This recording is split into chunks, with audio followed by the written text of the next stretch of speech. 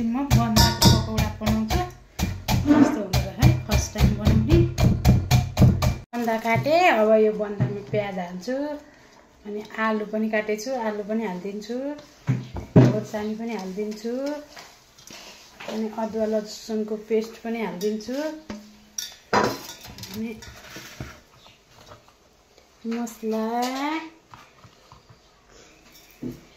बेसार पनि हालिदिन्छु, अलिकति नुन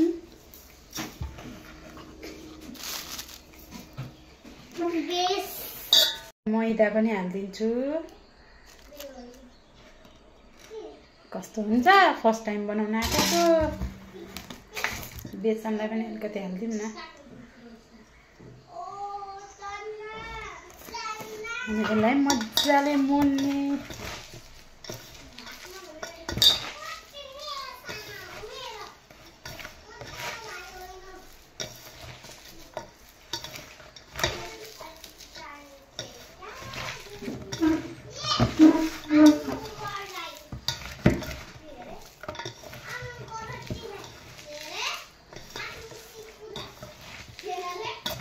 यो मजाले एकछिन मोल्ने। अब बेसनको बनाउनु पर्यो नि फेरि।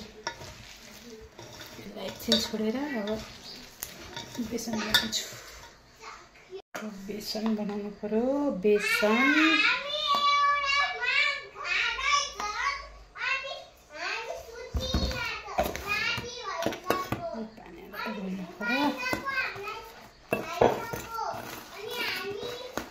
बाक्लो बाक्लै भयो भने अलिकति होला।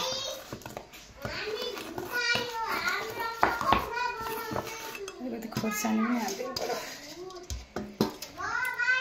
खोर्सानी बाबु कराएर फेरि साइडमा कति कराएको कराए गरे। बेसार अलिकति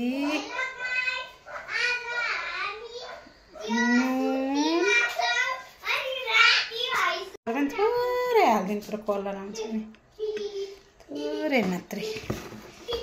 यसलाई मजाले भुन्ने। बाक्लो भए जस्तो छ। फर्स्ट टाइम बनाउन आँटेको, बिग्रियो भने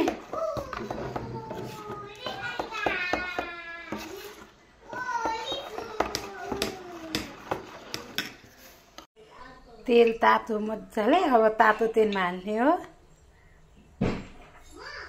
कस्तो डर लाग्यो बिग्रिने हो कि भनेर। एउटा मात्रै हाल्छु, अहिले कस्तो हुन्छ। यस्तो भयो, डल्ला पर्ने हो कि। अब बनिसकेपछि देखाउँछु है म। बेसन पातलो भएर यस्तो भयो। फेरि बेसनलाई बाक्लो बनाएपछि अहिले त कस्तो राम्रो भएको छ। रेडी भयो मेरो पकौडा चिया। हेर्नु कस्तो दामी भयो।